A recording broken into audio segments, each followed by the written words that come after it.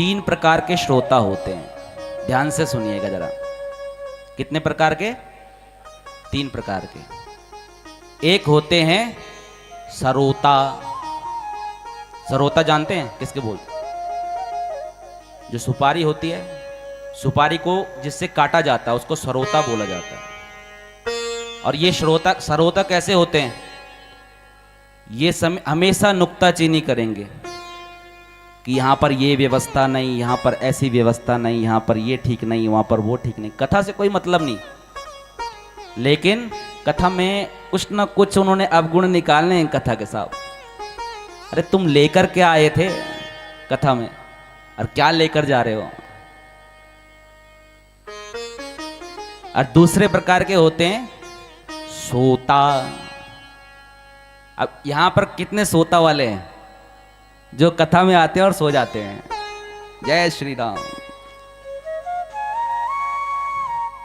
घर में नींद आए ना आए, 4 घंटे की नींद ऐसी आती है साहब कि पूछो मत, है ना? होता है ना ऐसा।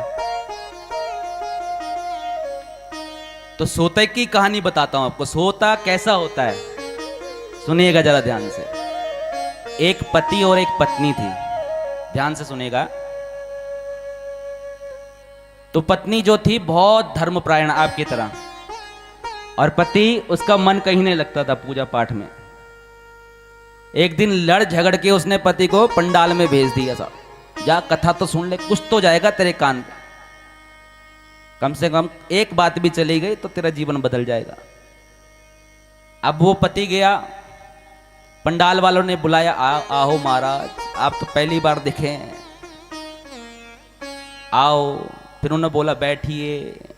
और जब कथा हो गई पूरी, 4 घंटे आराम से ऐसे ही पिल्लर जैसे लगा नहीं है, स्तंभ लगा नहीं बीच में, ऐसे स्तंभ के बीच में पूरा ढार के सो गया आराम से।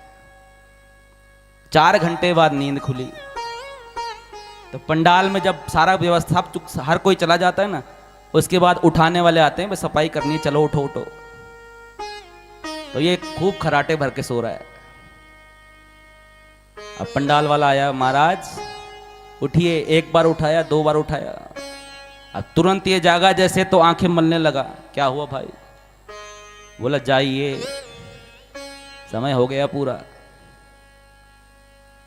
अब जैसे ये घर आया, इसकी पत्नी ने पूछा, साहब क्या सुना तूने? कहते बहुत कुछ सुना है, अभी मत मुझसे बात कर, 4 घंटे बैठा हूं कथा में, कल सुबह करेंगे बात। खाना पीना खाया तो सो गया। उसी रात्रि क्या हुआ, एक चोर आ गया घर पे। जैसे ही खिड़की खुली, खिड़की खुलते ही जैसे ही एंटर हुआ, अब क्या हुआ कि इसको कथा की याद थी। अब ये कथा में जो ये दिन में पूरे दिन भर में सुनता था ना, वो रात को बड़बड़ाता था। किसी की आदत होती है ना रात को सोते वक्त बोलने की। कोई साहब जिसने इंग्लिश पढ़ी भी ना हो, रात को इंग्लिश बोल रहा है, होता है ना से। तो खूब बोल रहा था ये, और 3 शब्द बोल रहा था। क्या? आइए, बैठिए, जाइए, आइए, बैठिए, जाइए, ये 3 शब्द। और जैसे ही चोर अंदर आया, इसने जोर से बोला आइए, और चोर घबरा गया। साहब अरे ये कौन उठा हुआ इतनी रात्रि को, 12 बजे यहां पर अभी भी जग रहा है? तो इसने ध्यान से देखा, खड़का तो कहीं नहीं हो रहा है। और जैसे ही इसने अलमारी खोली ना, चोर ने सोना चांदी रखा हुआ था, उठाया चोर ने। अब उसने बोला बैठिए, जोर से बोला बैठिए। इतने में वो डर गया चोर कि पक्का कोई जाग रहा है, अब तो डंडे से पिटाई होगी साहब, भागना पड़ेगा। और जल्दी जल्दी में चोर ने क्या किया, जो दूसरी जगह से चुराया हुआ धन था ना, वो भी वहीं छोड़ के भाग गया। जब उसने जाइए बोला ना कि जाइए,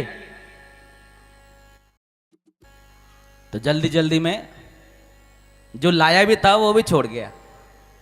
अब सुबह उठा, देखा अलमारी खुली है, टेबल पर बहुत सारा सोना चांदी रखा हुआ है, पैसे भी रखे हैं। तो सुबह उठा और पत्नी जैसे ही कमरे में गई तो पूछा, साहब ये तो मैं तो रात भर यही बड़बड़ा रहा था, आइए बैठिए जाइए, आइए बैठिए जाइए, ये ना जाने कहाँ से आया। पत्नी बोली तूने कथा में यही शब्द सुने थे और उसी का प्रभाव है कि धन बढ़ गया साहब, चाहे धन जैसे भी आया। अब सोच लो 3 शब्द सुने कथा में और कथा का ये प्रभाव हुआ। और आपने भी ऐसे नहीं करना है, ऐसा नहीं करना कि 3 शब्द सुनने सोना आएगा घर में।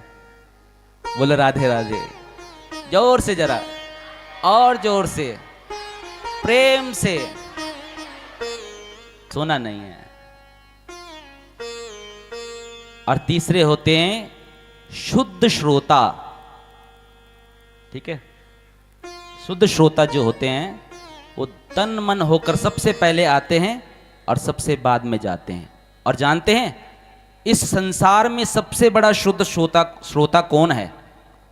पता है किसी को? इस संसार का कथा का सबसे शुद्ध श्रोता कौन है? वो है हनुमान जी महाराज। कौन है? क्योंकि राम की कथा उनको बहुत पसंद है, श्रीमन नारायण की कथा उनको बहुत पसंद है। और जब कथा होती है वो ऐसी अवस्था में आकर ऐसे विराजते हैं किसी को आभास भी नहीं होता है कि हनुमान जी कब आए, कब विराज गए, कब कथा सुनी और कब चले गए। जैसे ही भगवान का नाम लिया जाता है हनुमान जी महाराज तुरंत पहुंच जाते हैं। ऐसे श्रोता बनने की कोशिश करनी है। बोलिए हनुमान जी महाराज की जय।